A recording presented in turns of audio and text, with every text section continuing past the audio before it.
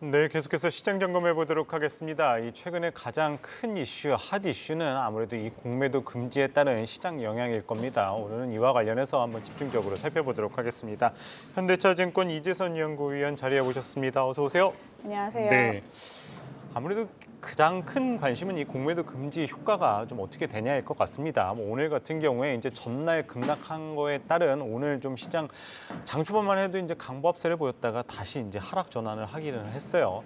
그런 가운데 예탁금 같은 경우에 이 공매도 금지 첫날에만 예탁금이 3조 원 가까이 증가를 했는데 이 공매도 금지에 따른 효과 좀 어떻게 바라보십니까?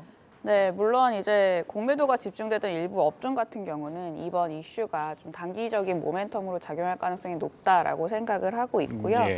과거 데이터를 보면은 대략적으로 한 달 정도는 모멘텀이 유지가 될 수 있을 것 같다라고 예. 생각을 하고 있습니다. 다만 이제 현재는 저희가 과거 공매도 금지 국면과 달리 위기 국면이 아닌 상황이고요. 예. 지금 최근에 이제 금리 방향성도 보자면요. 그때와는 다르게 여전히 긴축적인 금융 여건을 나타내고 있는 상황이기 때문에 이 추가적으로 개인들의 자금 유입 가능성이 조금 다소 제한적이지 않나라고 생각을 하고 있습니다. 직전 이제 공매도 금지 구간이었던 2020년에 개인 자금의 폭발적인 증가세가 지금도 나타나게 되려면요. 예. 사실은 유동성이 뒷받침해줘야 되는데 사실 금리와 유동성 그 모두가 약간 환경이 조금 중립적인 수준이다라고 말씀을 드리고 있고요.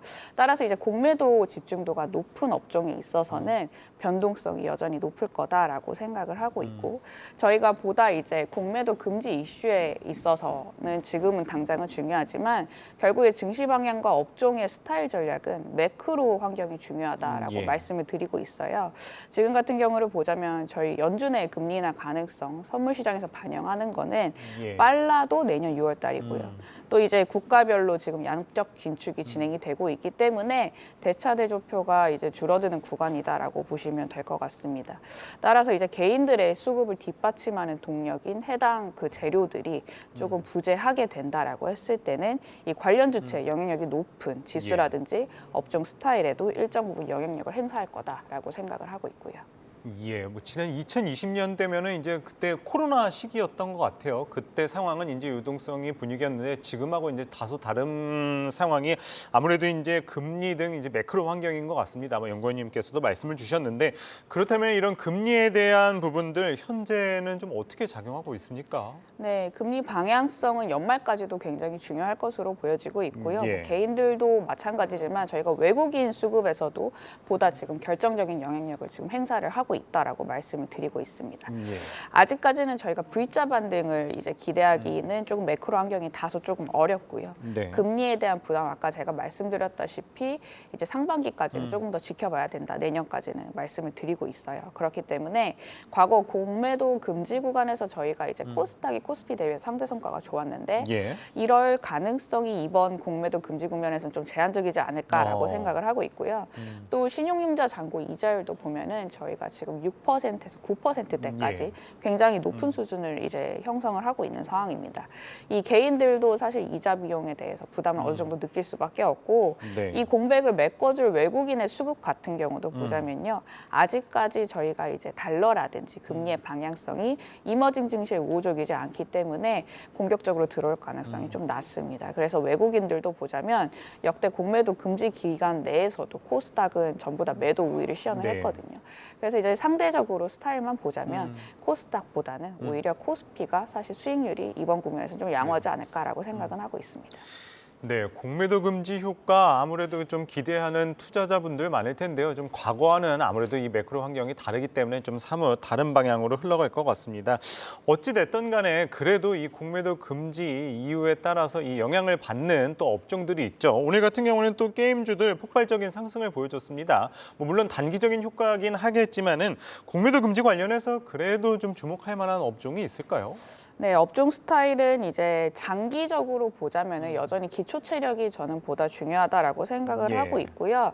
과거 공매도 금지 기간 때도 마찬가지였습니다. 단기적으로 아까 제가 말씀드렸다시피 일부 업종에 있어서의 저희가 쇼커버링 물량이 이제 들어올 가능성은 있지만 예. 결국에 장기 성과를 이제 주도하는 업종들의 특징을 보면은 이제 펀디멘탈이 받쳐줘야지 예. 많이 이제 상승 탄력을 얻었다라고 말씀을 드리고 있고요. 예. 따라서 기초 체력이 부재한 채 단순히 공매도 잔고가 높은 업종이 주도주가 될 가능성은 이번 공매도 금지 국면 내에서 낮다라고 생각을 하고 있습니다.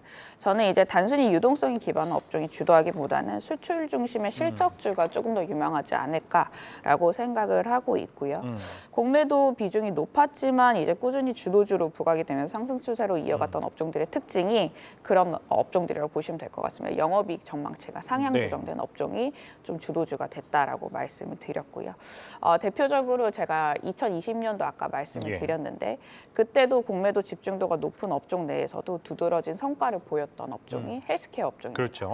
헬스케어 업종은 사실 이제 큐가 뒷받침이 어느 정도 됐었거든요.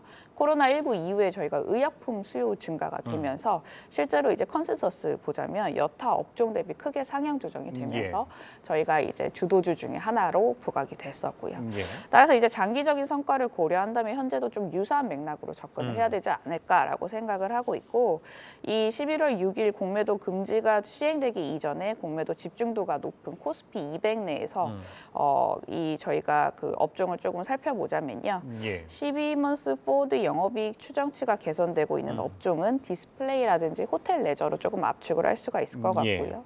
코스닥 150 내에서 공매도 집중도가 높은 업종 중에서 영업이익 추정치 상향 조정이 관찰되고 있는 업종은 반도체라든지 헬스케어 업종을 조금 주목을 해야 된다라고 말씀을 드리고 있습니다. 예, 알겠습니다. 뭐 어찌됐든 간에 그간 또 이 공매도 금지 이전에 또 증시 압박 요인이었던 거는 아무래도 이 국채 금리와 또 유가인 것 같습니다. 그런데 이제 최근 또 안정화를 보이면서 이 뉴욕 증시 같은 경우에는 계속 상승세를 보이고 있습니다. 우리 시장하고는 사뭇 다른 모습이죠. 그렇다면 이 국채 금리 또 한번 살펴봐야 될 텐데 국채 금리는 상황 좀 어떻게 바라보십니까? 일단 고용지표 발표로 인해서 한 차례 저희가 부담이 조금 완화가 됐지만요. 예. 11월 중순으로 넘어가면은 저희가 이제 통화 정책보다는 이제 정치권에 대한 민감한 이슈가 또 금리 변동성을 자극할 가능성이 있다라고 생각을 하고 있습니다. 예. 당장은 저희가 이제 예산안에 대해서 임시 예산안으로 이게 방편을 마련을 해두었지만 저희가 17일 날 다시금 2024년 예산안 상정을 앞두고 있는 상황이거든요. 근데 이제 뭐 지난주에도 뉴스에서 조금 확인이 됐다시피 민주당과 공화당이 각자의 이해관계를 좀처럼 이제 좁히지 못하고 있는 양상을 보여주고 있습니다. 예. 대표적으로 이제 공화당은 이제 강경파가 이제 그렇죠. 하원 의장으로 새로 선임이 됐고요. 예. 또 이제 최근에 보자면 그 전쟁국 지원국들의 패키지에 대해서 굉장히 말이 많은 상황인데 네. 공화당은 이제 우크라이나에 대해서 법안을 이제 조금 빼자라고 말을 하고 있고 반면에 이제 민주당 같은 경우는 2024년 예산안 패키지에서 그 우크라이나와 이스라엘의 패키지를 같이 넣자라고 말씀을 이제 하면서 예. 이제 사실 양당이 조금 많이 싸우고 있다라고 이제 말씀을 드리고 있어요. 이제 그 최근에 주말 사이에 나온 뉴스를 보면은 공화당이 그냥 단독으로 지금 이스라엘에 대한 패키지 법안만 상정을 시켰거든요. 근데 이제 상원 의원 쪽에서는 예. 민주당이 과반석을 점령을 하고 있기 때문에 이 해당 법안이 통과될 가능성은 지금 낮다라고 보고 있고 바이든도 아마 이제 또 거부권을 행사할 가능성이 높습니다. 그러니까 이러한 지금 이슈만 놓고 보더라도 예. 지금 양당이 굉장히 이제 예산안에 대해서 민감하게 이제 반응을 하고 있기 때문에 네. 11월 17일을 넘어갈 수도 있겠다라는 것을 좀 조심스럽게 생각을 해볼 수가 있을 것 같고요. 예. 직전 단계 저희가 임시 예산안을 붙였을 때 10년물 금리 변동성이 굉장히 심화됐던 것을 이제 생각을 해봤을 때는요. 예. 금리 변동성이 이제 높아질 가능성을 좀 배제할 수는 없을 것 같고요. 이게 만약에 이게 장기화로 이어지게 된다면 아무래도 저희가 이제 또 우려하고 있는 대목 중에 하나인 셧다운 리스크가 그쵸. 부각이 되면서 증시의 상단을 어느 정도 제한을 할 수 있는 노이즈이기 때문에 좀 예의주시해야 된다라고 말씀을 드리고 있습니다. 예, 어찌됐든 이 미국 임시 예산안이 오는 17일 만료를 앞두고 있는 만큼 한번 이 시장 영향도 눈여겨보면 좋을 것 같습니다. 마지막으로 어쨌든 앞에서 계속 이 공매도 금지 효과에 대해서 이제 여쭤봤습니다. 그 가운데 공매도 금지 관련해서 좀 주목할 만한 업종은 이제 디스플레이, 호텔, 레저를 말씀을 주셨는데요. 그렇다면은 어쨌든 이 하반기 지금 최근에 이제 공매도 금지 효과 관련해서 이슈도 있긴 있지만은 하반기 좀 유망 섹터로 대부분이 이제 AI 반도체를 많이 꼽아 주셨거든요. 그럼 연구원님이 보시기에 그래도 하반기 유망 섹터 좀 어디로 보고 계신가요? 네, 일단 저는 반도체가 주도주가 될 가능성은 사실 올해 내내 말씀을 드렸고요. 내년에 예. 있어서도 이제 같은 맥락에서 조금 접근을 할 수 있다라고 말씀을 드리고 있습니다. 플러스 알파 요인으로 보자면은 중국 경기 민감도가 높고 밸류 부담이 낮은 가치 업종이라든지 좀 딥밸류에 이제 권에 위치하고 있는 관련된 시클리컬 업종들을 주목을 하자라고 말씀을 드리고 있고요. 예. 저희 코스피 전반적으로만 보면은 밸류에이션이 굉장히 저평가가 많이 되어 있습니다. 그렇죠. 지금 노이즈에 많이 가려서 안 보이긴 하지만요. 이제 반도체라든지 2차 전지를 제외하더라도 코스피 PER을 보자면요. 저희가 2011년 이후에 가장 이제 낮은 수준 한 8배 정도의 형성이 되어 있고 예. 과거 디스카운트를 받았던 구간 내에서는 사실 이익 하향 조정이 어느 정도 진행이 되면서 예. 디스카운트를 받을 만한 요인이 있었긴 하지만요.